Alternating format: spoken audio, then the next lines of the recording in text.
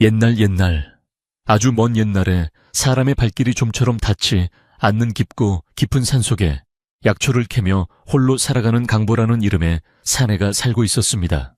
이 산은 구름도 쉬어간다는 험한 봉우리들이 병풍처럼 둘러쳐져 있어 날짐승이나 길짐승이 아니면 감히 들어올 엄두를 내지 못하는 곳이었기에 세상의 소란스러움과는 담을 쌓은 적막한 곳이었습니다.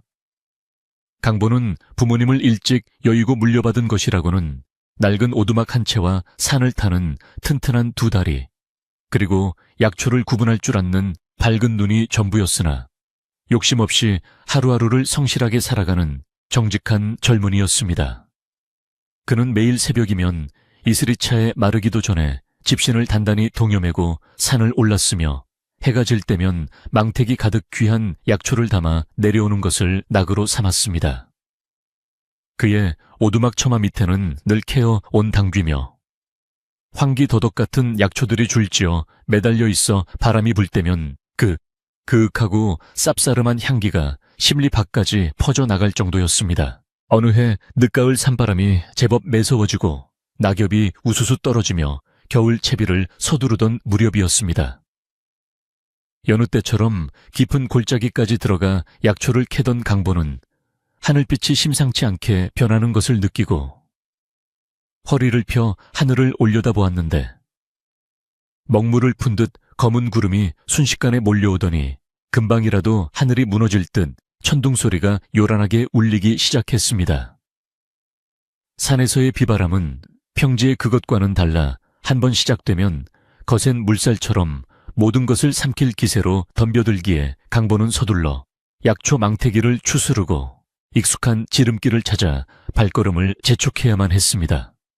빗방울은 곧 굵은 우박처럼 변해 나무짚을 때렸고 순식간에 어두워진 산길은 한 치 앞을 분간하기 어려울 정도로 캄캄해져 강보와 같은 노련한 약초꾼조차 긴장하게 만들었습니다. 비바람을 뚫고 산허리를 돌아 내려오던 강보의 눈에 흙탕물이 흐르는 상일 옆 수풀 속에 무언가 희끄무레한 물체가 쓰러져 있는 것이 희미하게 들어왔습니다. 처음에는 비바람에 꺾인 자작나무 가지나 바위 틈에 낀 짐승인 줄 알았으나 가까이 다가갈수록 그것은 사람의 형상을 하고 있어 강보의 가슴을 철렁하게 만들었습니다. 조심스럽게 다가가 보니 젖은 무명 치마를 입은 여인이 흙바닥에 쓰러져 있었는데 얼굴은 핏기가 하나도 없이 창백했고 입술은 파랗게 질려 있어 죽은 사람처럼 미동조차 하지 않았습니다. 강보는 황급히 여인의 코밑에 손가락을 대어 보았는데 다행히 아주 미약하게나마 따뜻한 숨결이 느껴져 아직 목숨이 붙어 있다는 것을 알 수 있었습니다. 이런 깊은 산속에 그것도 이런 험한 날씨에 여인이 홀로 쓰러져 있다는 것은 예사일이 아니었으나 강보는 묻고 따질 겨를도 없이 일단 사람을 살려야 한다는 생각뿐이었습니다. 강보는 지체 없이 자신의 등 뒤에 메고 있던 약초 망태기를 고쳐 메고 축 늘어진 여인을 조심스럽게 들어올려 자신의 넓은 등에 업었는데 여인의 몸은 비에 젖어 청은망은 무거웠지만 뼈대는 앙상할 정도로 가녀렸습니다. 빗물의 미끄러운 산길을 여인을 업고 내려오는 일은 평소보다 몇 배나 힘이 들었지만 강보는 이를 악물고 진흙탕을 헤치며 한 발 한 발 오두막을 향해 내디뎠습니다. 등 뒤에서 느껴지는 여인의 천이 점점 식어가는 것 같아 마음이 급해진 강보는 거친 숨을 몰아쉬며 빗물이 눈을 가려도 멈추지 않고 내달렸습니다. 마침내 저 멀리 오두막의 흐릿한 윤곽이 보였을 때 강보는 안도의 한숨을 내쉬며 마지막 힘을 짜내어 살인문을 박차고 마당으로 들어섰습니다. 오두막 안으로 들어선 강보는 서둘러 젖은 옷을 입은 여인을 아랫목 따뜻한 곳에 눕히고 아궁이에 장작을 더 넣어 방 안의 온기를 높이는 일부터 시작했습니다. 방 안에는 말려둔 약초 냄새가 가득했고 타닥타닥 타오르는 장작 소리가 빗소리와 섞여 묘한 안도감을 주었지만 강보는 여인의 상태를 살피느라 정신이 없었습니다. 여인의 옷차림은 남루한 무명옷이었으나 자세히 보니 그 생김새나 손의 모양새가 거친 일을 하며 살아온 상골 안악의 그것과는 사뭇 다른 느낌을 주었습니다. 강보는 부엌으로 달려가 말려두었던 귀한 산삼 잔뿌리와 대추 생강을 꺼내어 정성껏 다리기 시작했고, 뜨거운 김이 모락모락 나는 약사발을 들고 방으로 들어와 여인의 입에 조심스럽게 흘려 넣었습니다. 밤이 깊어가고 빗소리가 조금 잦아들 무렵 약 기운이 돌았는지 여인이 끙하는 신음과 함께 천천히 눈을 떴는데, 낯선 천장과 낯선 사내를 본 여인은 소스라치게 놀라며 몸을 뒤로 물렸습니다. 공포에 질린 눈으로 주위를 두리번거리는 여인에게 강보는 최대한 부드러운 목소리로 안심시키며, 자신은 산에서 약초를 캐는 사람이며 산길에 쓰러진 낭자를 업고 왔으니 걱정하지 말라고 일러주었습니다. 강보의 순박한 얼굴과 방 안에 가득한 따뜻한 온기, 그리고 코끝을 스치는 약초 향기에 여인은 조금씩 경계심을 풀었으나 여전히 잔뜩 움츠러든 채 자신의 신분에 대해서는 입을 굳게 다물었습니다. 강보가 조심스레 이름을 묻자 여인은 한참을 망설이다가 기어들어가는 목소리로 자신을 달래라고 소개했습니다. 달래라는 이름은 산골에서 흔히 듣는 이름이었으나 강보는 그녀의 눈빛과 말투에서 어딘가 숨겨진 사연이 있음을 직감적으로 느낄 수 있었습니다. 하지만 강보는 타고난 천성이 무던하고 남의 사정을 캐묻기를 좋아하지 않는 성격이라 그저 고개를 끄덕이며 더 이상 묻지 않고 그녀가 편히 쉴 수 있도록 자리를 비켜주었습니다. 다음 날이 되어도 비는 그치지 않고 추적추적 내렸고 달래는 기력을 회복하지 못한 채 며칠을 더 알아누워 있어야 했습니다.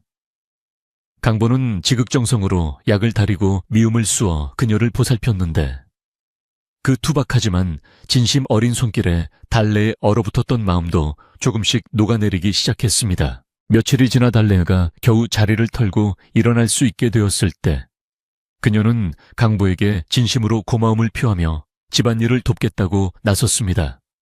강보는 몸도 성치 않은 사람이 무슨 일을 하느냐며 만류했지만 달래는 가만히 밥만 축낼 수는 없다며 고집을 부려 부엌으로 들어갔습니다. 놀랍게도 달래의 살림 솜씨는 예사롭지 않아서 강보가 거칠게 해먹던 음식과는 차원이 다른 정갈한 밥상이 차려져 나왔고, 엉망이던 부엌 살림도 순식간에 제자리를 찾아 깔끔하게 정돈되었습니다. 홀로 거칠게 살아오던 강보의 오두막에 여인의 손길이 닿자 집안 곳곳에서는 전에는 느낄 수 없었던 윤기가 흐르고 사람 사는 온기가 피어오르기 시작했습니다. 어느 날 오후 강보가 산에서 캐온 약초들을 마당에 널어놓고 분류를 하려는데 부엌 일을 하던 달래가 다가와 돕겠다며 옆에 쭈그리고 앉았습니다. 강보는 약초를 다루는 일은 냄새도 독하고 흙도 묻어 험한 일이라며 말렸지만 달래는 괜찮다며 약초들을 집어들었습니다. 그런데 달래가 약초를 다루는 손놀림이 강보의 눈을 휘둥그레지게 만들었는데, 그녀는 비슷하게 생긴 독초와 약초를 단번에 구별해내는 것은 물론이고 뿌리가 상하지 않도록 흙을 털어내는 솜씨가 마치 오랫동안 약재를 다뤄본 사람처럼 능숙했기 때문입니다. 강보가 놀란 눈으로 쳐다보자 달래는 당황한 기색을 보이며 어릴 적 어깨너머로 본 것이라며, 얼버무렸지만 강보는 그녀가 평범한 여종이 아님을 다시 한번 확신하게 되었습니다. 달래가 온 뒤로 강보의 삶은 완전히 달라졌는데, 해가 지면 적막강산이던 오두막에 도란도란 이야기꽃이 피어났고 찬밥에 물을 말아먹던 저녁상은 김이 모락모락 나는 따뜻한 밥과 맛깔난 나물 반찬으로 채워졌습니다. 강보는 산에서 내려오는 발걸음이 예전보다 훨씬 가벼워졌음을 느꼈고, 멀리서 오두막 굴뚝에 피어오르는 연기만 보아도 입가에 미소가 지어졌습니다.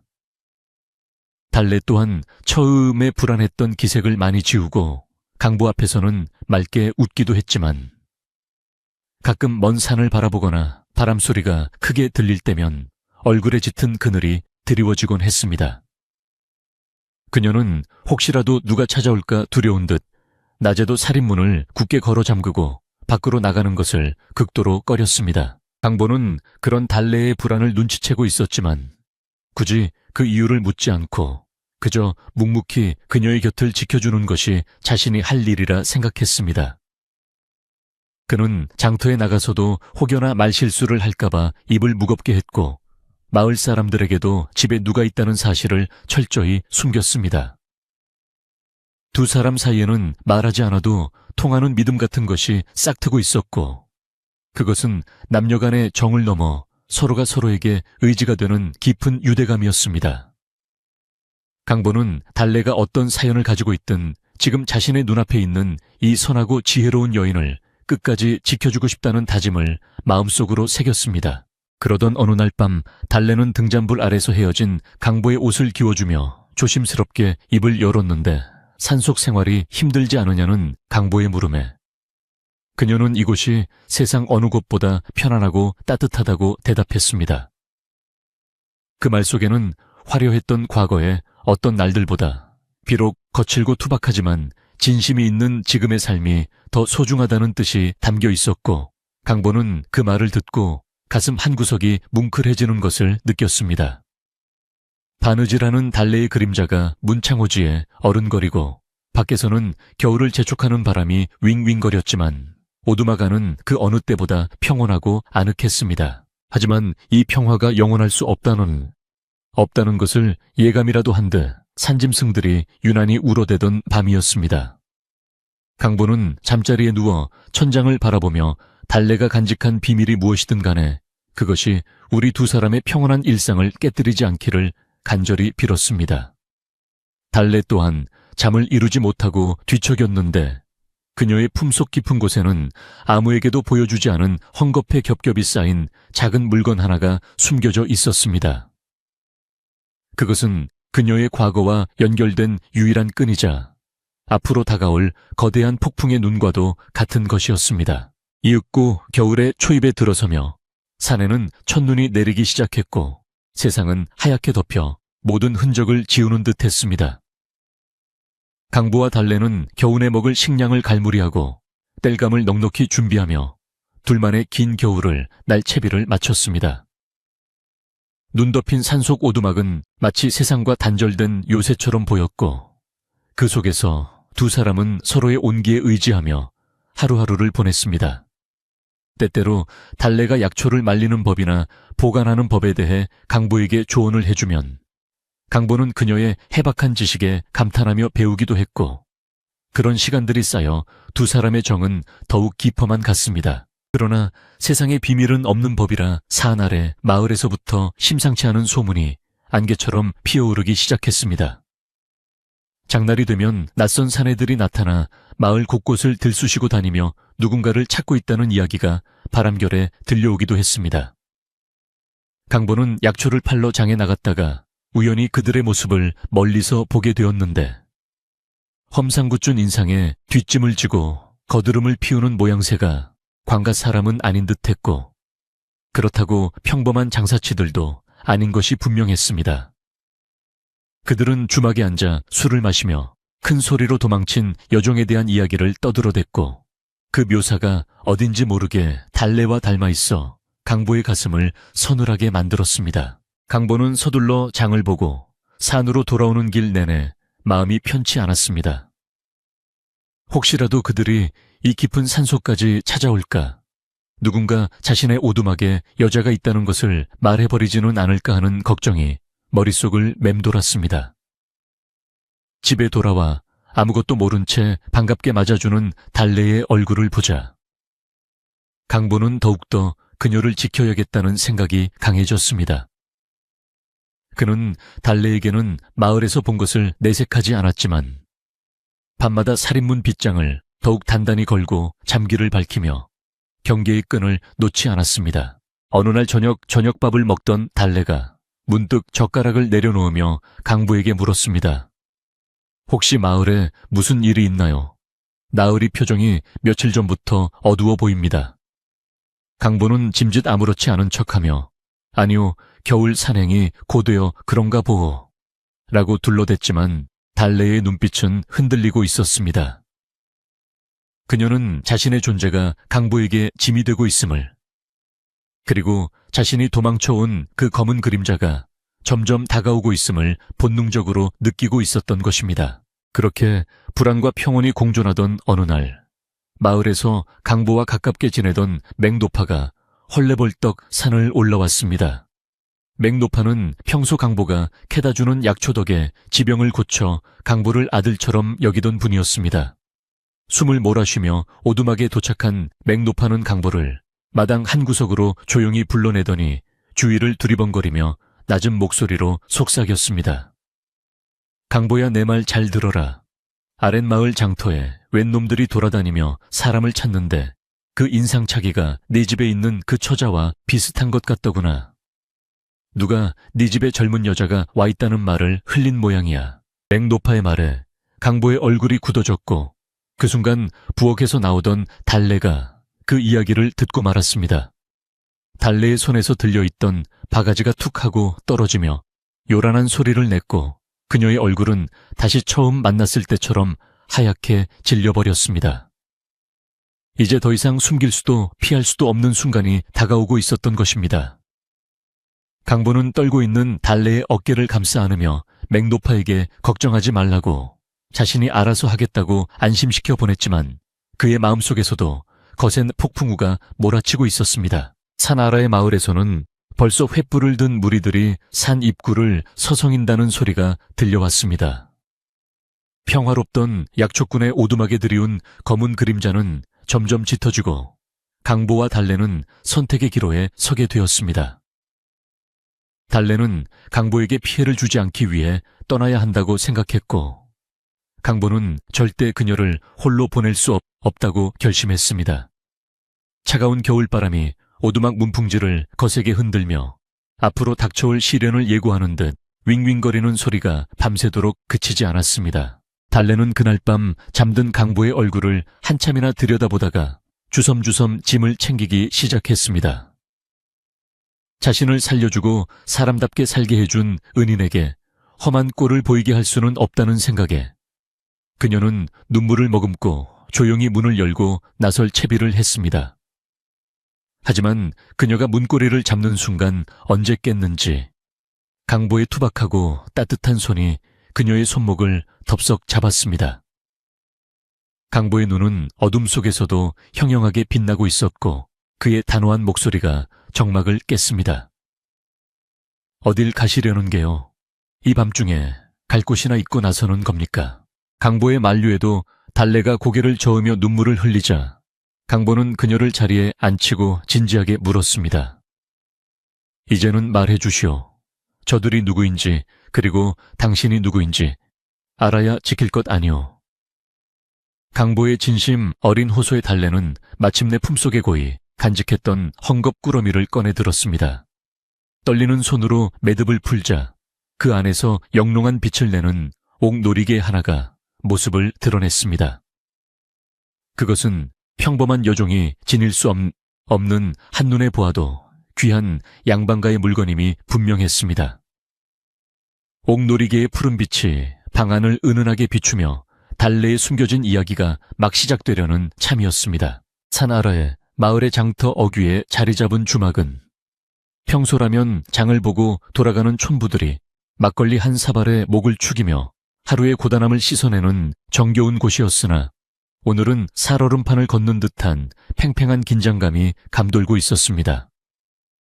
며칠 전부터 마을에 나타난 낯선 사내들이 주막의 가장 좋은 자리를 차지하고 앉아 행패를 부리고 있었기 때문인데 그들의 우두머리로 보이는 자는 한쪽 눈가에 흉측한 칼자국이 나 있었고 덩치가 곰처럼 커서 보는 이로 하여금 절로 오금을 저리게 만들었습니다.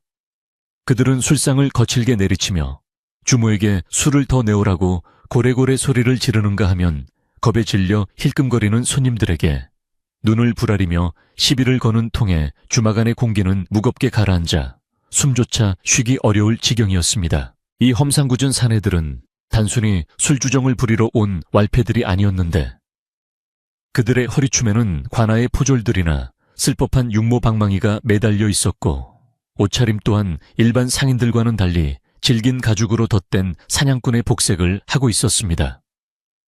우두머리 사내는 술이 거나하게 취하자 품속에서 꼬깃꼬깃해진 초상화 한 장을 꺼내어 탁자 위에 거칠게 펼쳐 놓으며 주위 사람들에게 보라고 으름장을 놓았습니다.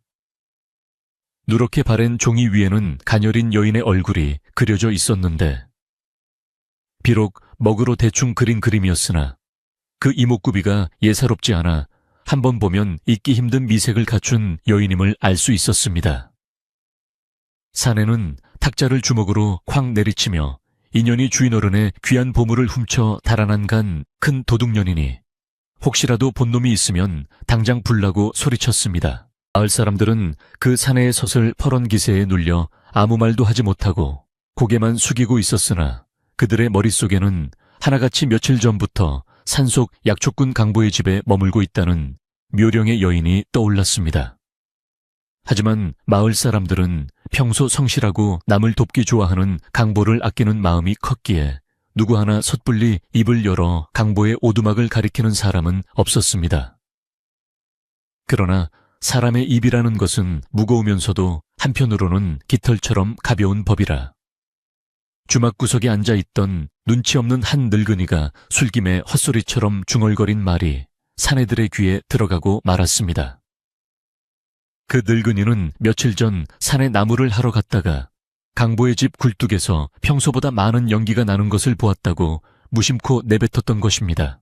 그 말을 들은 우두머리 사내의 눈이 번뜩이며 늙은이의 멱살을 잡고 거칠게 다그치기 시작했는데 늙은이는 술이 확 깨는 공포에 질려 더듬거리며 자신이 본 것을 털어놓고 말았습니다. 깊은 산속 외따로 떨어진 오두막의 약초꾼이 혼자 살고 있는데 최근 들어 그 집에 사람의 온기가 느껴지고 여인의 그림자가 어른거리는 것을 보았다는 내용이었습니다. 사내는 늙은이를 짐짝처럼 내동댕이 치며 비릿한 웃음을 흘렸는데 그 웃음소리가 어찌나 음산하던지 듣는 사람들의 뼈마디가 시릴 정도였습니다. 그들은 날이 밝는 대로 당장 그 산속 오두막을 들이닥쳐 샅샅이 뒤지겠다며 만약 그 여인을 숨겨준 놈이 있다면 그놈 또한 뼈도 못 추리게 만들어주겠다고 으름장을 놓았습니다. 한편 산속 오두막에서는 강보와 달래가 옥 놀이개를 사이에 두고 마주 앉아 있었는데 방금 전까지 흐르던 무거운 침묵은 달래의 입에서 흘러나오는 기구한 사연으로 인해 안타까움으로 변해가고 있었습니다.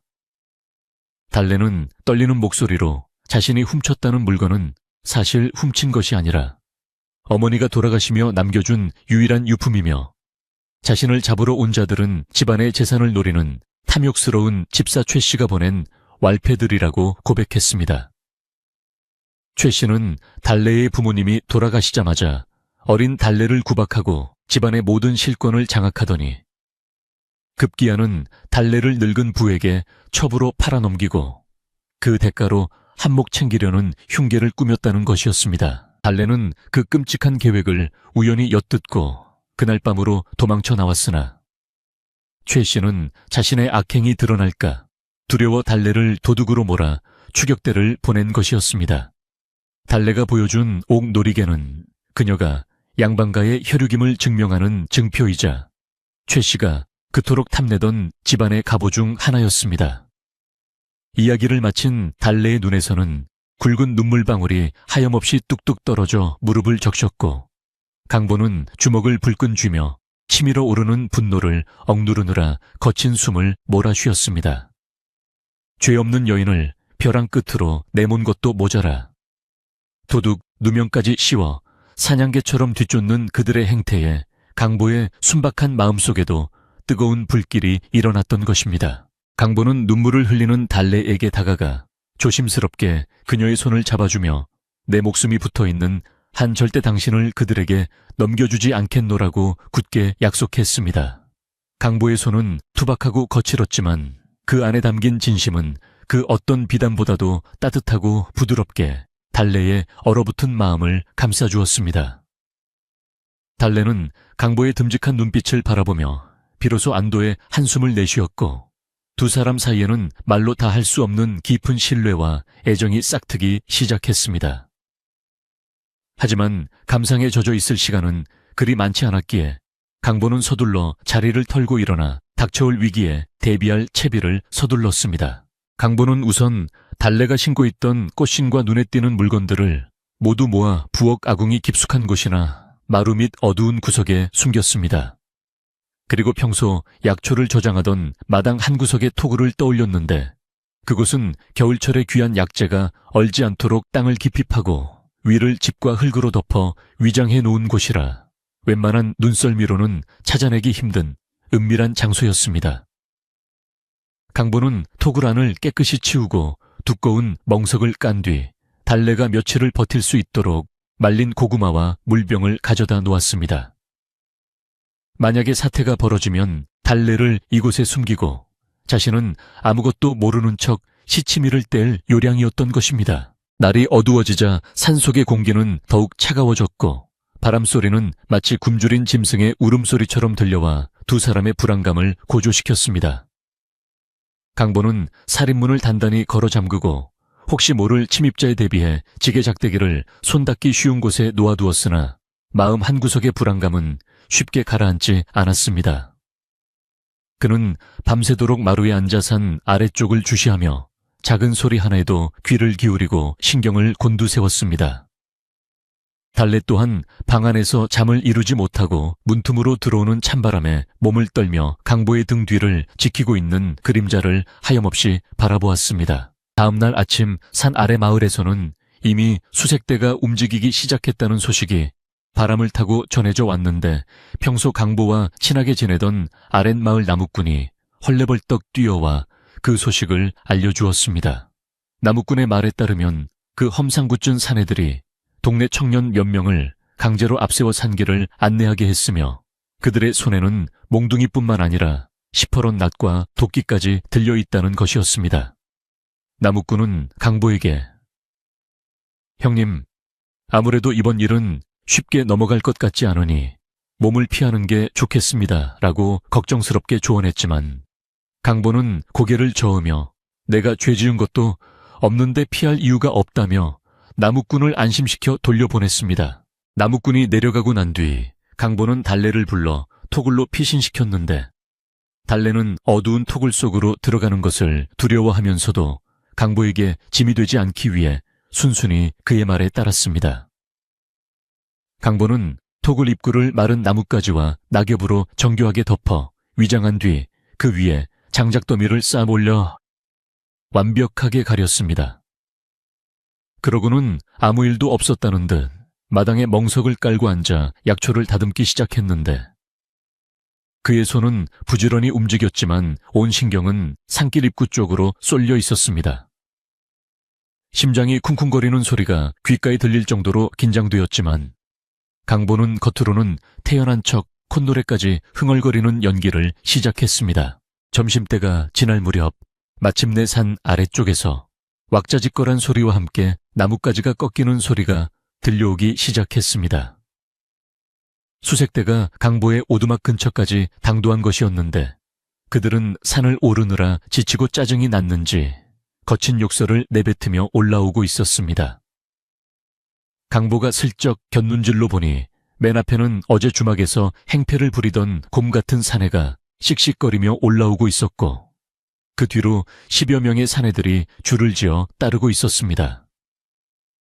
그들의 살기등등한 눈빛은 마치 먹잇감을 발견한 맹수의 그것과 다를 바가 없어 보였습니다. 살인문을 발로 걷어차며 마당으로 들어선 우두머리 사내는 다짜고짜 강보의 앞으로 다가와 약초 바구니를 발로 걷어차 버렸습니다. 내 놈이 이 산 주인이냐? 여기가 냄새나는 약초꾼의 집구석이 맞느냐? 사내의 고함 소리에 마당에 흙먼지가 일어났고 애써 다듬어 놓은 약초들이 사방으로 흩어졌습니다. 강보는 천천히 몸을 일으키며 짐짓 놀란 표정을 지으며 물었습니다. 누구신데 남의 집에 와서 행패를 부리십니까? 저는 그저 산에서 풀이나 캐는 사람입니다만. 우두머리는 강보의 멱살을 잡고 얼굴을 들이밀며 으르렁거렸습니다. 시침이 떼지 마라. 이 근방에서 내 놈 집에 계집이 숨어 있다는 소문이 파다하다. 주인집 물건을 훔쳐 달아난 년을 내 놈이 숨겨주고 있는 것을 다 알고 왔으니 좋은 말로 할 때 내놓는 게 신상에 좋을 것이다. 강보는 멱살이 잡힌 채로도 눈 하나 깜짝하지 않고 사내를 똑바로 쳐다보며 대답했습니다. 계집이라니요. 보시다시피 이 산중 오두막에 숟가락 하나 더 놓을 처지가 못 됩니다. 마을 사람들이 헛것을 본 모양입니다. 강보의 당당한 태도에 우두머리는 잠시 주춤하는 듯. 테스나 이내 눈빛을 번득이며 부하들에게 명령했습니다. 이놈 말이 사실인지 아닌지는 뒤져보면 알겠지. 얘들아, 이 집구석을 샅샅이 뒤져라. 부엌이고 방이고 쥐새끼 한 마리도 놓치지 말고 찾아내. 그의 명령이 떨어지자마자 사내들은 우르르 몰려가 방문을 열어젖히고 부엌으로 뛰어들어가 솥뚜껑을 열어보고 항아리를 깨뜨리며 난동을 부리기 시작했습니다. 와장창하는 소리와 함께 강보가 아끼던 살림살이들이 박살이 났고 방 안의 이불과 옷가지들이 마당으로 내던져졌습니다. 강보는 속에서 천불이 나는 것을 꾹 참으며 그 광경을 지켜보아야만 했는데 만약 지금 나서서 저항하다가는 오히려 의심을 사서 달래가 숨어있는 토굴까지 들킬 위험이 있었기 때문입니다. 사내들은 좁은 오두막을 순식간에 난장판으로 만들었지만 다행히 달래의 흔적은 찾아내지 못했습니다. 달래가 머물던 흔적은 강보가 미리 치워두었고 여인의 향기가 배어있을 만한 이불은 아궁이 불냄새와 약초 냄새로 덮어버렸기 때문이었습니다. 빈손으로 돌아온 부하들이 고개를 저으며 없다고 보고하자 우두머리의 얼굴은 불그락푸르락해지며 분노로 일그러졌습니다. 그럴 리가 없다. 오브다마, 아까이 그라세를 내었다. 분명 이 근처에서 봤다는 놈이 한둘이 아니거늘. 우두머리는 마당을 서성거리며 씩씩거렸는데 그의 시선이 마당 한 구석에 쌓여있는 장작더미 쪽으로 향하는 순간 강보의 심장은 덜컥 내려앉는 것만 같았습니다. 그 장작더미 아래가 바로 달래가 숨어있는 토굴이었기 때문입니다. 사내는 천천히 장작더미 쪽으로 걸어가더니 의심스러운 눈초리로 그 주위를 맴돌며 발로 툭툭 건드려 보았습니다. 이 장작더미는 왜 이렇게 높게 쌓아놓았지? 겨울 준비치고는 너무 과한 것 아니냐? 강보는 침이 바싹 마르는 것을 느끼며 재빨리 말을 받아쳤습니다. 산속 겨울은 마을보다 길고 혹독합니다. 이 정도는 쌓아두어야 겨우 얼어 죽지 않고 봄을 맞을 수 있지요. 게다가 올해는 눈이 많이 온다고 하여 욕심을 좀 부려보았습니다. 강보의 목소리는 최대한 평온함을 유지하려 애썼으나 등줄기에는 식은땀이 흘러내리고 있었습니다. 사내는 강보를 째려보며 장작더미 틈새로 육모 방망이를 쑤셔 넣어 보았는데 다행히 방망이는 멍석 위를 겉돌 뿐 토굴 안까지 닿지는 않았습니다. 그때 산 아래쪽에서 또 다른 무리의 발자국 소리가 들려왔습니다. 이번에는 마을의 이장과 촌로 몇 명이 헐레벌떡 올라오고 있었는데 그들은 마을에서 소란을 피우고 산으로 올라간 낯선 자들이 혹여나 강보를 해코지할까봐 걱정이 되어 뒤따라온 것이었습니다. 이장은 난장판이 된 마당골을 보고는 기가 막혀하며 소리쳤습니다. 이게 무슨 짓들이요? 관아의 허락도 없이 남의 집에 쳐들어와 살림을 부수고 사람을 협박하다니. 세상에 이런 법이 어디 있어? 마을 어른들의 등장에 수색대들도 조금은 기세가 꺾이는 듯했으나 우두머리는 여전히 거만한 태도로 콧방귀를 뀌었습니다. 우리는 도둑을 잡으러 온 것이니 방해하지 마시오. 만약 이놈이 도둑을 숨겨준 것이 밝혀지면 당신들도 무사하지 못할 거요. 우두머리는 이장에게도 으름장을 놓았지만 마을 사람들의 눈초리가 심상치 않음을 느끼고는 잠시 물러서는 척했습니다. 하지만 그는 강보에게 다가와 낮지만 섬뜩한 목소리로 속삭였습니다. 오늘은 이만 물러가지만 내 눈을 속일 생각은 마라. 우리는 마을 입구에 진을 치고 지킬 테니 쥐새끼 한 마리라도 빠져나가는 순간 내 놈 목숨은 없을 줄 알아라. 그 말을 남기고 수색대는 썰물처럼 빠져나갔지만 그들이 남기고 간 공포와 긴장감은 오두막을 짓누르고 있었습니다. 강보는 그들이 완전히 사라진 것을 확인하고도 한참을 움직이지 못하고 그 자리에 못 박힌 듯 서 있었습니다. 마을 사람들은 강보를 위로하며 부서진 살림을 정리해주겠다고 나섰지만 강보는 정중히 거절하며 그들을 돌려보냈습니다. 지금 가장 시급한 것은 토굴 속에 숨죽이고 있을 달래를 안심시키는 것이었기 때문입니다. 마을 사람들이 모두 내려가고 다시 정막이 찾아온 산속 강보는 떨리는 손으로 장작더미를 치우고 토굴 입구를 열었습니다.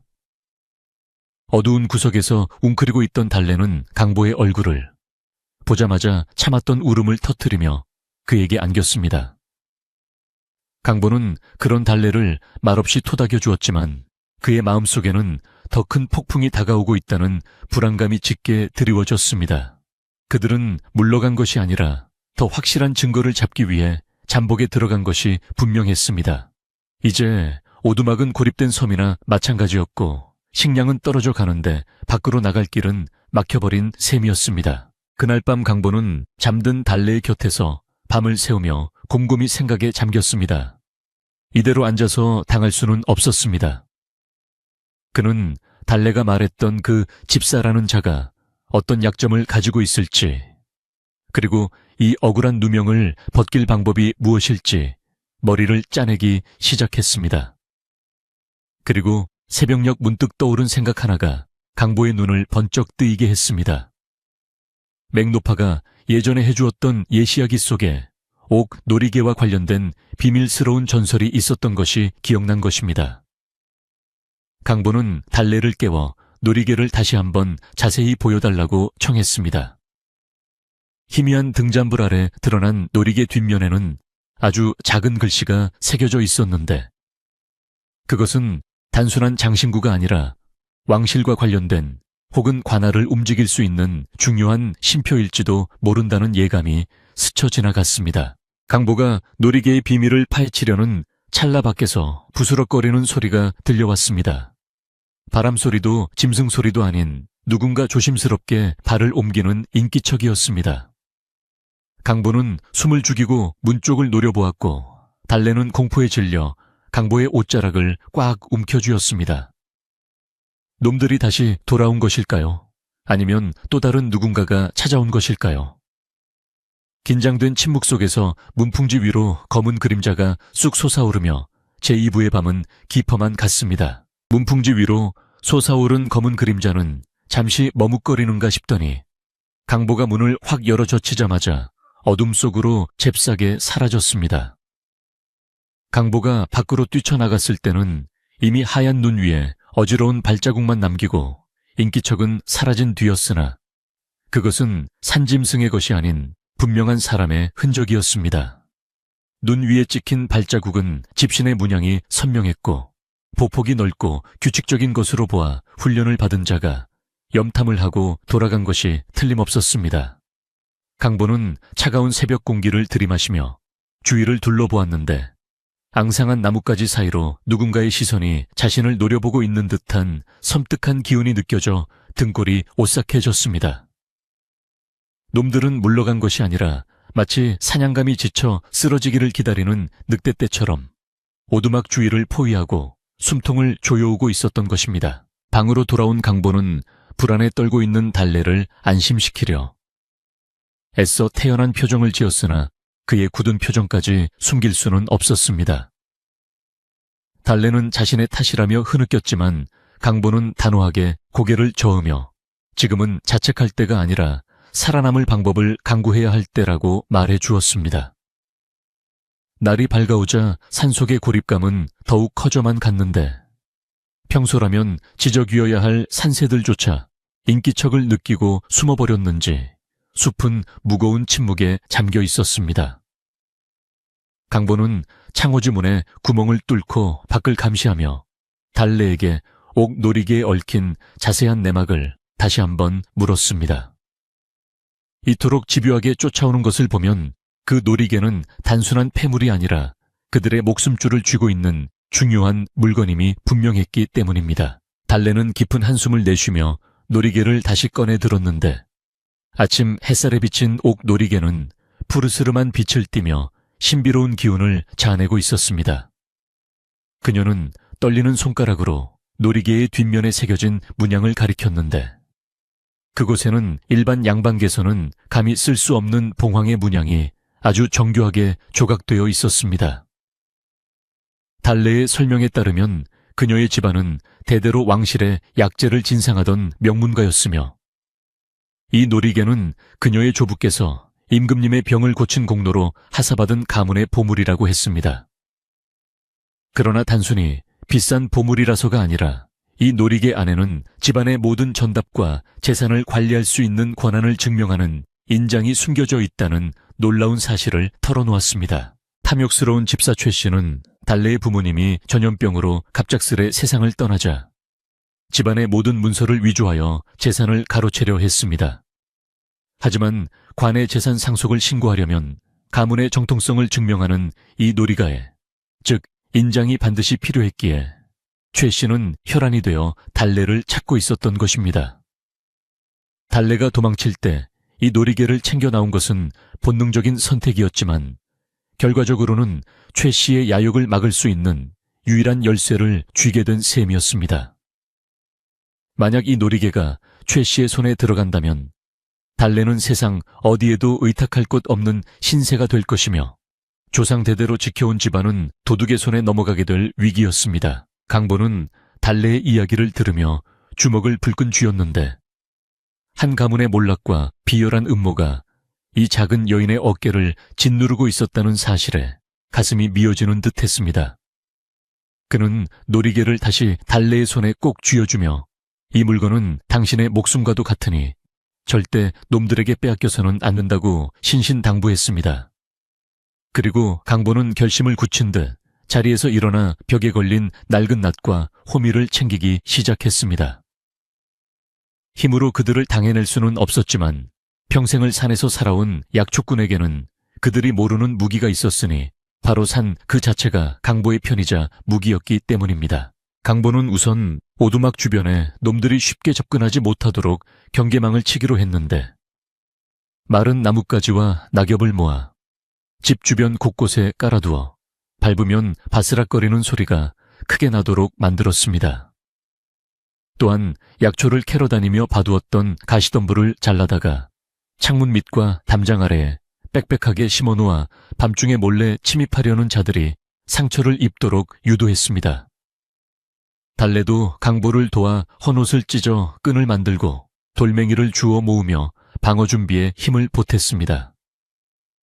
두 사람은 말없이 손발을 맞추며 다가올 폭풍에 대비해 오두막을 작은 요새로 만들어가고 있었습니다. 준비를 마친 강보는 부엌으로 들어가 말려두었던 특이한 약초들을 꺼내 맷돌에 갈기 시작했는데 그것은 냄새만 맡아도 재채기가 멈추지 않는 독특한 풀과 피부에 닿으면 불같이 가려운 가루를 내는 열매들이었습니다. 강보는 이 가루들을 헝겊 주머니에 나누어 담으며 위급한 상황이 닥치면 이것을 놈들의 얼굴에 뿌리라고 달래에게 일러주었습니다. 비록 칼이나 창은 아니었지만 산 사람의 지혜가 담긴 이 무기들은 좁은 공간에서 덩치 큰 사내들을 제압하기에 충분한 위력을 가지고 있었습니다. 달래는 강보의 기지와 용기에 감탄하며 두려움 속에서도 희망의 끈을 놓지 않게 되었습니다. 해가 중천에 떴을 무렵 산 아래쪽에서 다시 웅성거리는 소리가 들려오기 시작했는데 이번에는 어제보다 훨씬 더 많은 인원이 움직이는 듯했습니다. 강보가 조심스레 밖을 내다보니 오두막으로 올라오는 길목마다 사내들이 자리를 잡고 앉아오가는 사람을 감시하고 있었습니다. 그들은 마치 쥐몰이를 하듯 포위망을 좁혀오고 있었고 강보와 달래가 굶주려 제발로 걸어 나오기를 기다리는 장기전 태세에 돌입한 것 같았습니다. 식량이라고는 말린 고구마 몇 개와 쌀 한 줌이 전부인 상황에서 시간은 강보의 편이 아니었습니다. 강보는 이대로 앉아서 굶어 죽을 수는 없다고 판단하고 위험을 무릅쓰고 마을 이장이나 관에 이 사실을 알릴 방법을 모색했습니다. 그는 뒷산의 험한 절벽을 타고 내려가면 마을 반대편으로 빠질 수 있는 샛길이 있다는 것을 알고 있었지만 눈이 쌓인 겨울 절벽을 타는 것은 목숨을 건 도박이나 다름없었습니다. 게다가 혼자라면 모를까 연약한 달래를 데리고 그 길을 가는 것은 불가능에 가까웠습니다. 강보는 결국 외부의 도움을 청하는 것보다는 이곳에서 정면으로 맞서 싸워 진실을 밝히는 쪽으로 마음을 굳혔습니다. 오후가 되자 놈들의 도발이 시작되었는데 그들은 오두막을 향해 돌멩이를 던지거나 욕설을 퍼부으며 강보의 신경을 긁어댔습니다. 어이 약초꾼, 그 안에 계집 숨겨놓은 거 다 안다. 좋은 말로 할 때 내보내면 너는 살려주마.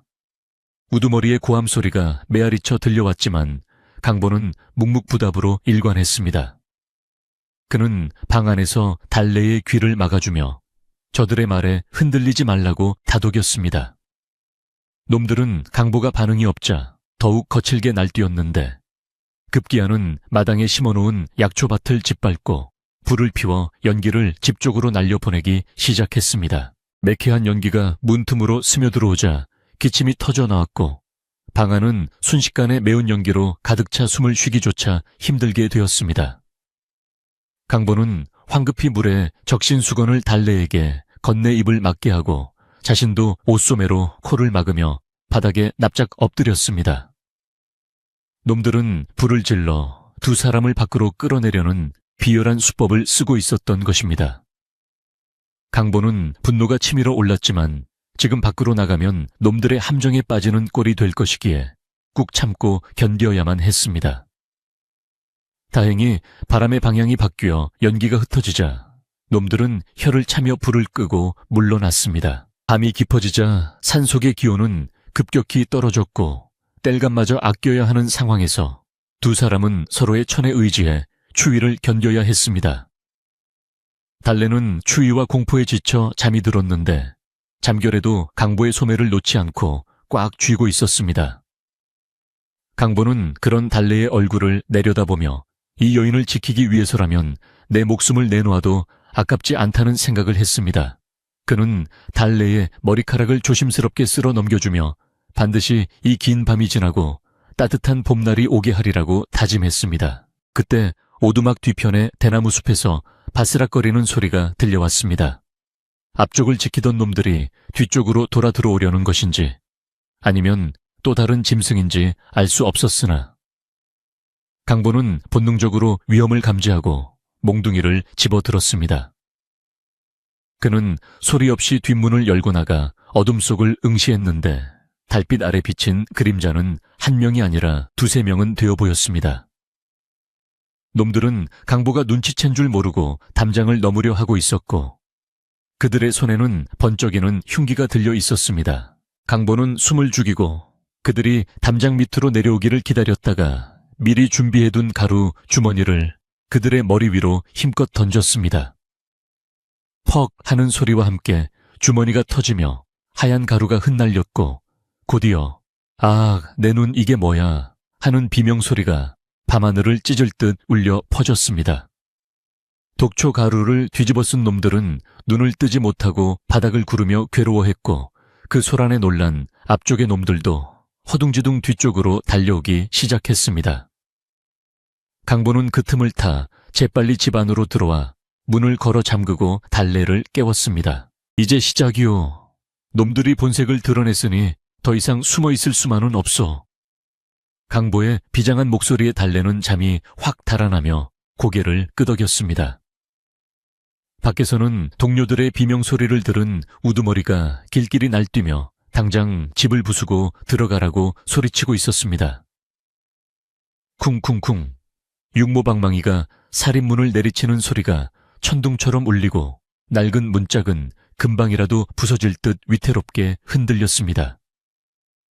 강보는 달래를 자신의 등 뒤로 숨기며 한 손에는 몽둥이를 다른 한 손에는 횃불을 들고 마루로 나섰습니다. 강보가 방문을 활짝 열고 횃불을 높이 쳐들자 갑작스러운 불빛에 마당에 있던 놈들이 멈칫하며 주춤거렸습니다. 강보의 눈빛은 그 어느 때보다 매섭게 빛나고 있었고 그의 뒤에는 두려움에 떨면서도 결연한 표정을 한 달래가 서 있었습니다. 내 놈들이 원하는 게 이 여인이냐 아니면 이 집안의 재산이냐. 강보의 우렁찬 호통이 상월짜기를 울렸고 그 기세에 눌려 왈패들은 잠시 공격을 멈추었습니다. 우두머리는 흉터난 얼굴을 일그러뜨리며 앞으로 나서더니 비열한 웃음을 흘리며 말했습니다. 오호라, 드디어 쥐새끼들이 굴 밖으로 나왔구나. 순순히 항복하면 목숨만은 살려주마. 하지만 강보에게는 또 다른 계획이 있었습니다. 그는 놈들과 대치하며 시간을 끄는 동안 마을 사람들이 이 소란을 듣고 올라 오기를 기다리고 있었던 것입니다. 아까 뒷산에서 독초 가루가 터지며 난 비명소리와 지금의 고함소리는 조용한 상월마을에서 충분히 들릴 만큼 컸기 때문입니다. 강보는 놈들의 시선을 자신에게 집중시키며 달래에게 낮고 빠른 목소리로 속삭였습니다. 저들이 가까이 오면 내가 신호를 줄 테니 그때 당신이 가진 놀이개를 높이 들어 보이시오. 저들의 대장이 가장 두려워하는 것이 바로 그것일 테니까요. 우두머리가 참을성을 잃고 부하들에게 돌격 명령을 내리려는 찰나산 아래쪽에서 횃불의 행렬이 뱀처럼 구불구불 올라오는 것이 보였습니다. 마을 이장이 장정들을 이끌고 달려오고 있었던 것입니다. 멈춰라 이놈들아. 이장의 고함 소리가 들려오자 왈패들은 당황하여 웅성거리기 시작했습니다. 그러나 우두머리는 여기서 물러나면 끝장이라는 것을 알기에 오히려 지금이 기회라며 부하들을 재촉했습니다. 상관없다. 저놈들부터 해치우고 물건을 뺏어라. 마을 놈들은 나중에 처리하면 된다. 절체절명의 순간 왈패들이 마루 위로 뛰어오르려 하자 강보는 들고 있던 횃불을 마당 한가운데 쌓아둔 장작더미에 던졌습니다. 기름을 먹여둔 장작에 불이 붙자 거대한 불길이 순식간에 치솟아 오르며 마당을 대낮처럼 환하게 밝혔습니다. 그리고 그 불길을 등지고 선 강보가 소리쳤습니다. 지금이다 달래야. 강보의 외침과 함께 달래는 품속에서 옥 놀이개를 꺼내 높이 치켜들었습니다. 불빛을 받은 옥 놀이개 속의 봉황이 마치 살아있는 듯 영롱한 붉은 빛을 뿜어내자 달려들던 왈패들조차 그 신비로운 광채에 압도되어 발을 멈추고 말았습니다. 달래는 떨리지만 또렷한 목소리로 외쳤습니다. 이것을 보라. 이것이 내가 도둑이 아니라는 증거이며 너희 주인이 도둑놈이라는 증거다. 그녀의 목소리는 불길 속에서 타오르는 장작 소리보다 더 뜨겁게 울려 퍼졌습니다. 때마침 도착한 마을 사람들과 왈패들, 그리고 강보와 달래. 모든 사람의 시선이 달래의 손에 들린 옥 놀이개에 꽂혔습니다. 이제 숨겨진 진실이 만천에 드러날 시간이 되었고 밤의 정막은 완전히 깨어져 버렸습니다.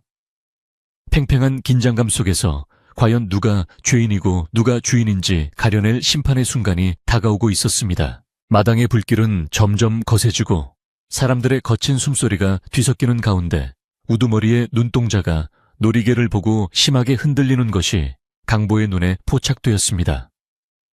놈은 저 물건의 진짜 가치를 알고 있는 것이 분명했습니다.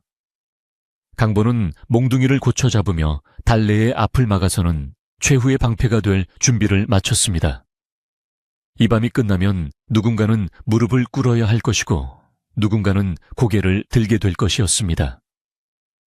산속 오두막에서의 마지막 대결을 알리는 불꽃이 타닥타닥 튀어오르며 이야기는 절정을 향해 치닫고 있었습니다. 활활 타오르는 장작더미에 붉은 불길이 밤하늘로 치솟으며 오두막 앞마당을 대낮처럼 환하게 비추었고 그 불빛 아래 선 달래의 손에 들린 옥놀이개는 마치 살아있는 짐승의 눈처럼 영롱하고 신비로운 푸른빛을 뿜어내고 있었습니다.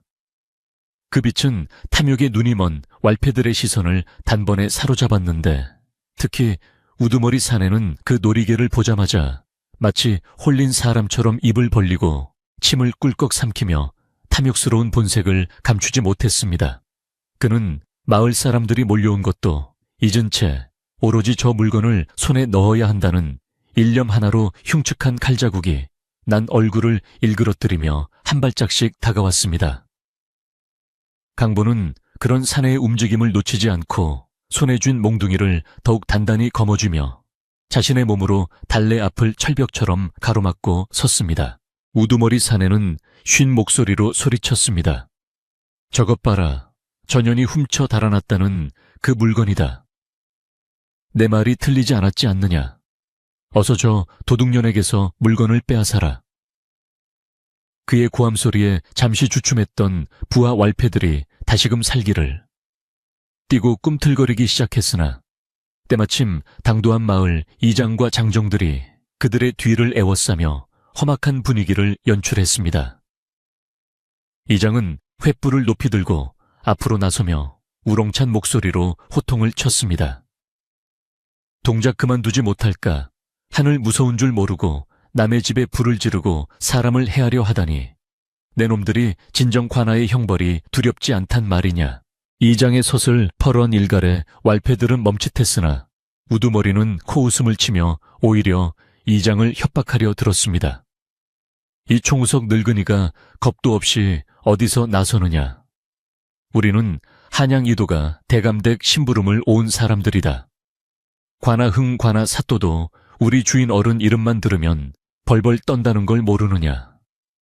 사내는 자신의 뒷배를 믿고 거만하게 굴었으나 강보는 그 순간을 놓치지 않고 군중을 향해 외쳤습니다. 저 자의 말은 모두 거짓입니다. 이 여인은 도둑이 아니라 저 자들이 모시는 주인이 재산을 가로채려 쫓아낸 진짜 주인집 따님입니다. 저 노리개가 바로 그 증거입니다. 강보의 외침에 마을 사람들의 시선은 다시 달래가 든 노리개로 쏠렸고 달래는 떨리는 목소리를 가다듬고 용기를 내어내야 앞으로 한 발짝 나섰습니다. 어르신들, 제 말을 들어주십시오. 이 노리개에 새겨진 봉황문양은 나라에서 하사한 물건에만 새길 수 있는 것입니다. 만약 제가 훔친 것이라면 어찌 관에 신고하지 않고 사병을 풀어 밤중에 습격했겠습니까? 저들은 이 물건을 없애 제 신분을 지우려 하는 것입니다. 달래의 절절한 호소는 불타는 장작 소리와 함께 사람들의 가슴을 파고들었고 마을 사람들 사이에서는 수군거림이 일기 시작했습니다. 그때 마을에서 서당 훈장을 지내 글을 좀 안다는 박영감이 눈을 가늘게 뜨고 앞으로 나와 노리개를 자세히 들여다보았습니다. 박영감은 돋보기를 고쳐 쓰고 불빛에 비친 노리개의 문양을 한참이나 살피더니 이내 놀란 표정으로 무릎을 탁 쳤습니다. 이럴 수가, 이건 예사 물건이 아닐세. 저기 새겨진 것은 청봉, 칭, 풍. 이야, 내 듣기로 한양의 명문가인 심씨 가문이 임금님께 하사받아 대대로 물려 쓴다는 그 인장이 틀림없네. 도둑이 훔쳐서 팔아먹을 수 있는 물건이 아니란 말일세. 박영감의 증언이 터져 나오자 분위기는 순식간에 반전되었습니다. 박영감의 말에 마을 사람들은 웅성거리며 왈패들을 향해 의심과 분노의 눈초리를 보내기 시작했습니다. 그럼 저놈들이 도둑놈들이네. 멀쩡한 처자를 도둑으로 몰아 죽이려 했어. 여기저기서 고함이 터져 나오자 우두머리 사내는 당황한 기색이 역력했습니다.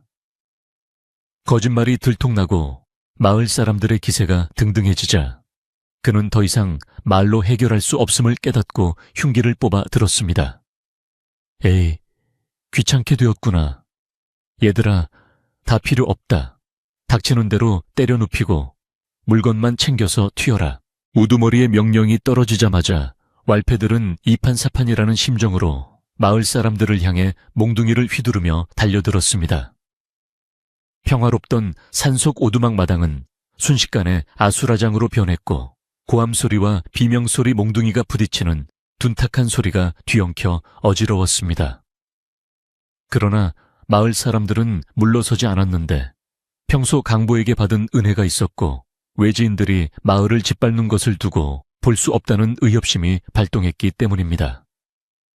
젊은 장정들은 쇠스랑과 지게, 작대기를 들고 맞섰고 아낙네들도 돌멩이를 던지며 왈패들의 기세를 꺾으려 애썼습니다. 난전의 한복판에서 강보는 우두머리 사내와 정면으로 맞붙었는데 사내는 덩치가 크고 힘이 장사였으나 강보는 산을 타며 다져진 날렵함과 지형을 이용하는 지혜가 있었습니다.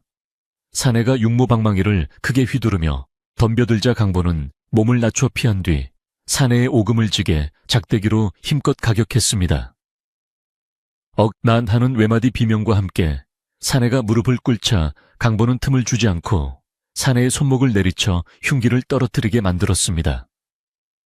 비록 무술을 배운 적은 없었으나 지키고 싶은 사람이 있는 자의 힘은 그 어떤 기술보다도 강력했습니다. 한편 달래는 두려움에 떨면서도 강보의 뒤에 숨어만 있지 않고 부엌에서 재를 담은 바가지를 들고 나와 왈패들의 눈에 뿌리며 저항했습니다.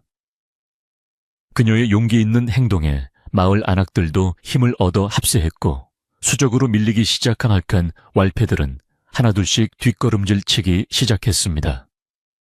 특히 박영감과 이장이 관아 포졸들이 오고 있다 라고 소리치자 겁을 집어먹은 왈패들은 전의를 상실하고 도망갈 구멍을 찾느라 눈동자를 굴렸습니다. 이미 대세는 기울어졌고 정의는 약초꾼과 마을 사람들의 편에 서 있었습니다. 결국 우두머리 사내는 강보에게 제압당해 바닥에 얼굴을 처박힌 채 밧줄로 꽁꽁 묶이는 신세가 되었습니다. 대장이 잡히자 나머지 조무래기들은 혼비백산하여 뿔뿔이 흩어져 캄캄한 산속으로 도망쳤으나 마을 청년들이 횃불을 들고 쫓아가며 그들을 마을 밖으로 완전히 몰아냈습니다. 소란이 잦아들고 흙먼지가 가라앉자 마당에는 거친 숨소리와 타닥거리는 장작 소리만이 남았습니다. 강보는 헝클어진 머리와 찢어진 옷매무새를 추스르지도 못한 채 가장 먼저 뒤를 돌아보며 달래를 찾았습니다. 달래 낭자, 괜찮으시오? 어디 다친 데는 없어? 강보가 다급하게 묻자 부엌 문설주를 잡고 서 있던 달래는 그제야 안도의 눈물을 터뜨리며 고개를 끄덕였습니다. 그녀는 달려와 강보의 손을 잡고 털썩 주저앉았는데 긴장이 풀리면서 다리에 힘이 풀려버린 것이었습니다. 강보는 그런 달래를 부축해 일으키며 자신의 겉옷을 벗어 그녀의 어깨에 덮어주었습니다. 두 사람의 손은 흙투성이가 되고 상처가 났지만 맞잡은 손에서 전해지는 온기만은 그 어느 때보다 뜨겁고 단단했습니다. 마을 이장은 묶인 우두머리 사내를 내려다보며 혀를 찼습니다. 이 흉악한 놈들을 내일 날이 밝는 대로 관아로 끌고 가서 죄를 낱낱이 구하겠다. 감히 우리 마을 사람을 건드리고 양반집 규수를 모해하려 하다니 내 놈들은 국물도 없을 줄 알아라. 이장은 강보에게 다가와 어깨를 두드리며 사과했습니다. 강보 자네, 우리가 너무 늦게 와서 미안하이. 자네가 이런 사연이 있는 줄도 모르고 헛소문에 흔들렸던 우리를 용서하게. 마을 사람들도 멋쩍은 표정으로 강보와 달래에게 미안함과 위로의 말을 건넸습니다. 달래는 마을 사람들을 향해 깊이 허리를 숙여 절을 올렸습니다. 어르신들 덕분에 목숨을 구하고 누명을 벗게 되었습니다. 이 은혜는 죽어서도 잊지 않겠습니다. 달래의 진심 어린 인사에 마을 사람들은 아니요, 우리가 더 미안하오 라며 손사래를 쳤습니다. 험악했던 싸움터는 어느새 서로를 걱정하고 위로하는 따뜻한 이웃들의 마당으로 변해 있었고 밤하늘의 별들도 구름 사이로 얼굴을 내밀며 그들의 승리를 축하해 주는 듯 반짝거렸습니다. 강보는 엉망이 된 마당을 둘러보며 씁쓸한 미소를 지었지만 마음만은 깃털처럼 가벼웠습니다. 부서진 장독과 찢어진 멍석은 다시 고치고 구하면 될 일이었지만 사람의 진심과 신뢰는 돈으로 살 수 없는 귀한 것이었기에 오늘 밤 그가 지켜낸 것은 단순한 집이 아니라 그들의 미래였습니다. 마을 사람들은 늦은 밤이라 다들 집으로 돌아가고 몇몇 청년들은 혹시 모를 상황에 대비해 보초를 서주겠다며 마당 한 구석에 자리를 잡았습니다. 강보와 달래는 다시 단둘이 남게 되었지만 이제 그들 사이를 가로막던 비밀과 두려움의 장벽은 모두 사라지고 없었습니다. 강보는 아궁이에 불을 다시 지펴 방을 두고 놀란 가슴을 진정시키기 위해 따뜻한 꿀물을 타서 달래에게 건넸습니다. 달래는 꿀물 그릇을 두 손으로 감싸쥐며 강보를 바라보았는데 그녀의 눈빛에는 고마움을 넘어선 깊은 존경과 연모의 정이 담겨 있었습니다. 나으리 오늘 나으리가 아니었으면 저는... 달래가 말을 잇지 못하자 강보는 조용히 고개를 저으며 그녀의 말을 막았습니다. 그런 말 마시오. 당신이 무사하니 그것으로 되었소. 내 집, 내 사람을 지키는 것은 사내로서 당연히 해야 할 일 아니겠소.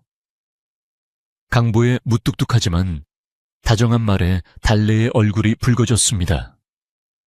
밖에서는 보초를 서는 청년들의 도랑거리는 소리가 들려오고 타오르는 장작불 소리는 자장가처럼 평온하게 들려왔습니다. 폭풍이 지나간 뒤에 고요함은 더욱 깊고 아늑하게 느껴졌습니다. 이제 남은 것은 달래의 신분을 되찾는 일과 엉망이 된 집을 수습하는 일뿐이었습니다. 하지만 강보는 마음 한구석에서 묘한 불안감을 느꼈는데 달래가 신분을 되찾고 나면 다시 화려한 양반가로 돌아가 자신을 떠나지 않을까 하는 걱정 때문이었습니다. 그러나 그는 곧 그 생각을 떨쳐버렸습니다. 달래가 어떤 선택을 하든 그녀의 행복을 빌어주는 것이 진정한 사랑임을 깨달았기 때문입니다. 동이 트기 전 가장 어둡다는 새벽이 찾아왔지만 오두막 안은 두 사람의 온기로 훈훈했습니다. 강보는 지친 몸을 벽에 기대고 잠시 눈을 붙였고 달래는 그런 강보의 잠든 얼굴을 하염없이 바라보며 마음속으로 어떤 결심을 굳히고 있었습니다. 그녀의 손에는 여전히 옥놀이개가 들려 있었지만 그녀의 시선은 놀이개가 아닌 강보의 거친 손에 머물러 있었습니다. 과연 날이 밝으면 두 사람의 운명은 또 어디로 흘러갈지 이야기는 이제 마지막 결말을 향해 조용히 흘러가고 있었습니다. 폭풍우가 휩쓸고 간 산속의 새벽은 그 어느 때보다 투명하고 고요하게 밝아왔습니다. 밤새 오두막을 뒤흔들던 소란과 횃불의 열기는 차가운 아침 이슬에 씻겨 내려갔고 동터오는 해는 능선을 붉게 물들이며 새로운 하루의 시작을 알렸습니다. 마을 이장과 청년들에 의해 포박된 왈패들은 마치 물에 빠진 생쥐꼴이 되어 관아 포졸들에게 인계되었는데 그들의 위세등등하던 모습은 온데간데 없고 죄지은 자의 비굴함만이 남아있었습니다. 관아에서 파견된 관리는 달래가 건넨 옥놀이개와 그녀의 진술을 확인하고는 한양 이독에 즉시 파발을 띄워 탐욕스러운 집사 최 씨의 만행을 고발하고 달래의 신원을 회복시켜줄 것을 약속했습니다. 이로써 달래를 옥죄던 거짓 누명은 봄눈 녹듯 사라지게 되었고 그녀는 더 이상 숨어 지내야 하는 도망자가 아닌 당당한 자신의 이름을 되찾은 여인이 되었습니다. 소란이 완전히 정리되고 관아 사람들이 물러가자 오두막에는 다시 평화가 찾아왔지만 그 모습은 예전과는 사뭇 달랐습니다. 엉망이 된 살림살이를 걱정하는 강보의 한숨이 채 끝나기도 전에 아랫마을 사람들이 하나둘 지게를 지고 산을 올라오기 시작했기 때문입니다. 그들의 지게에는 햅쌀이며 콩된장 같은 먹거리는 물론이고 부서진 문짝을 고칠 목재와 지붕을 엮을 집단이 가득 실려 있었습니다. 강보야, 우리 마을을 위해 큰일을 했는데 우리가 가만히 있을 수 있나? 오늘 안으로 이 집을 새 집처럼 고쳐주마. 맹노파를 필두로 한 마을 사람들은 팔을 걷어붙이고 너나 할 것 없이 집수리에 나섰습니다. 뚝딱거리는 망치 소리와 톱질 소리가 산골짜기에 경쾌하게 울려 퍼졌고 아낙네들은 부엌에서 구수한 밥 짓는 냄새를 피워 올렸습니다. 강보는 난생 처음 받아보는 마을 사람들의 호의에 어쩔 줄 몰라 하며 연신 고개를 숙였지만 가슴 한구석이 뜨거워지는 것을 느꼈습니다. 홀로 외롭게 산을 타며 약초를 캐던 그에게 이제는 함께 웃고 떠들며 밥을 나눌 이웃이 생긴 것입니다.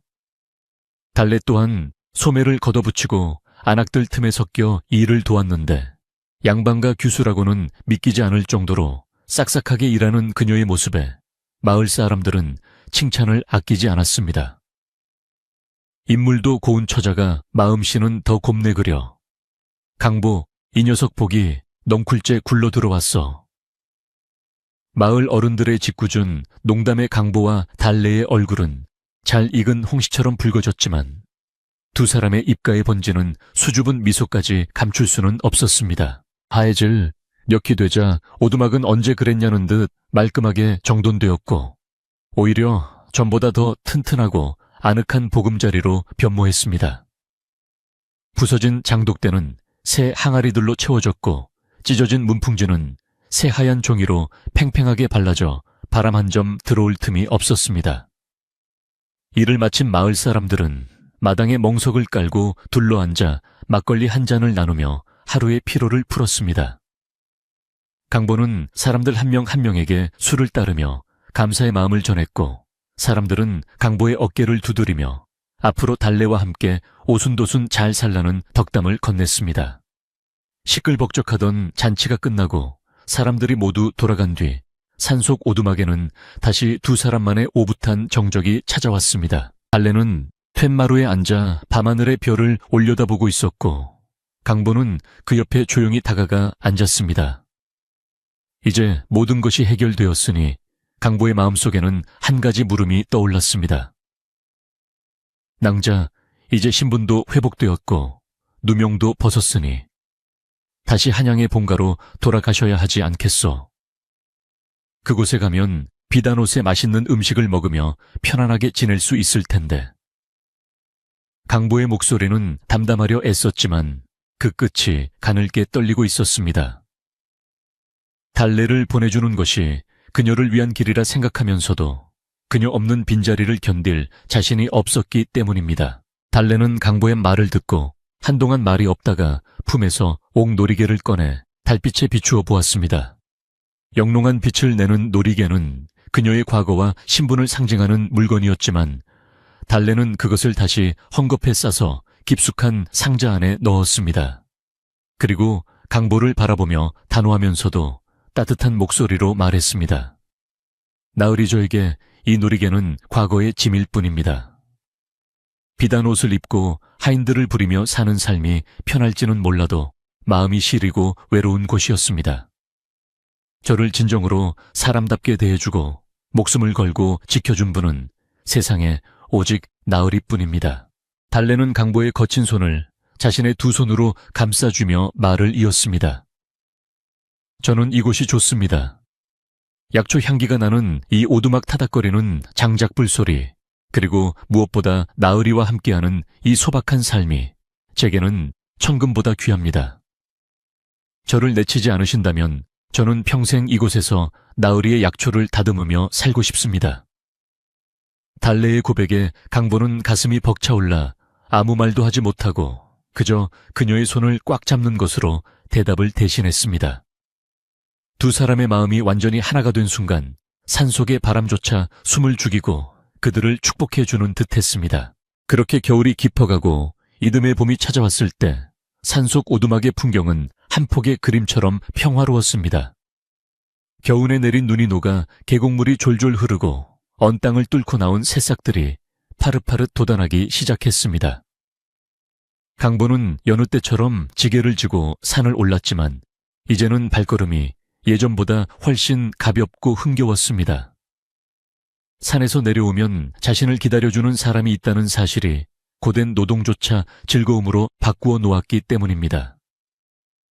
달래는 마당 가득 널어놓은 약초들을 뒤집으며 강보가 캐올 봄나무를 기다렸습니다. 그녀의 손끝에서 다듬어진 약초들은 더욱 깊은 향과 약효를 지니게 되었고 강보의 약초는 장터에서 제일 가는 물건으로 소문이 자자해졌습니다. 어느 화창한 봄날 강보는 산에서 아주 귀한 산삼을 캐어 집으로 돌아왔습니다. 부인, 이것 좀 보시오. 오늘 산신령님이 우리를 도우셨나보. 강보가 흥분하여 소리치자 달래는 부엌에서 달려나와 강보의 땀을 닦아주며 기뻐했습니다. 두 사람은 그 산삼을 팔아 큰 돈을 벌 수도 있었지만 상의 끝에 마을의 아픈 이들을 위해 쓰기로 결정했습니다.